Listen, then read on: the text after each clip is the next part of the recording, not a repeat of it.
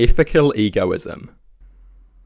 The idea that moral decision-making ought to be underlied by rational self-interest. Emphasis on the word rational. This idea sounds evil and selfish at first. It sounds like a justification of all the immorality in the world, but its implications may not be what you expect. There are a range of arguments for implications of selfishness that may seem anything but selfish. One could invoke various forms of moral reasoning to make a case for ethical egoism as the foundation of a moral framework which values the well-being of all. Justification, empathy, normalization, reciprocity, and meaning are all words that could come up here. One could argue that causing unnecessary pain to an innocent person is against your self-interest because it justifies someone else causing you unnecessary pain. Every action is a justification, an endorsement, that goes both ways. Every action is a justification that goes both ways. Every action you undertake amounts to a double-sided endorsement of such behavior.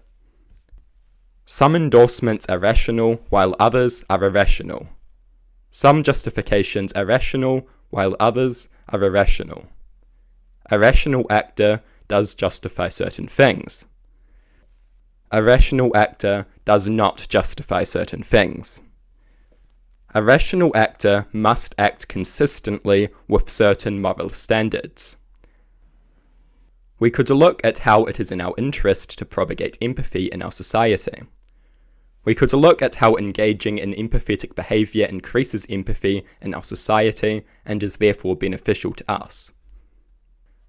We could argue that it is in your interest to propagate great empathy within yourself, as this can facilitate meaningful social relations which can generate great happiness. We are social beings, and empathy allows us to have meaningful relations with others. Meaningful relations with others is a great source of happiness and fulfillment.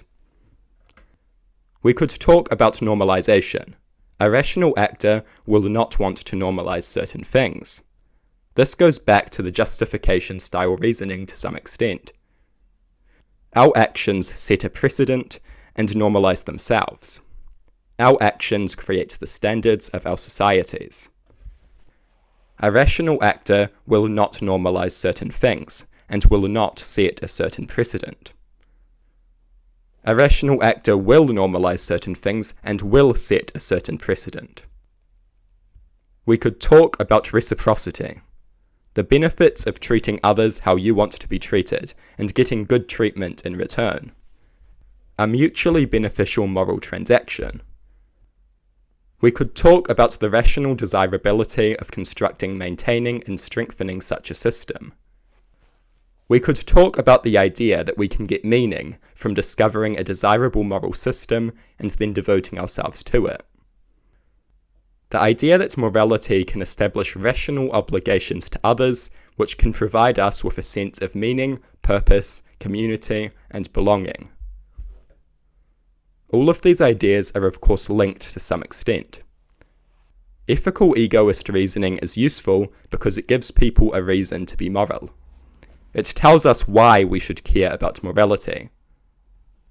One can call ethical egoism selfish and evil, but at the end of the day it is the only moral outlook that fully embraces a responsibility to make a case for why people should be moral.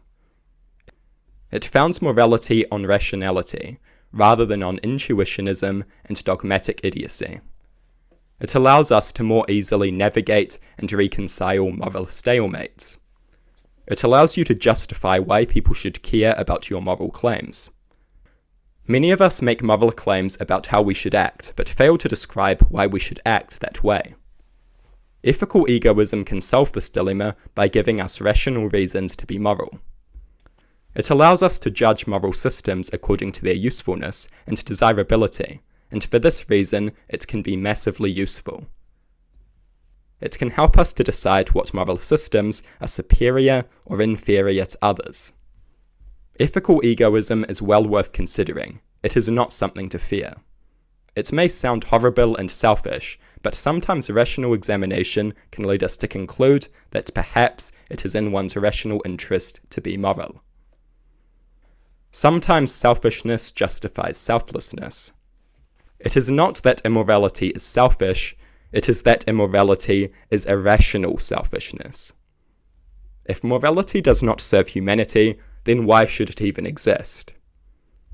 Ethical egoism is worth thinking about.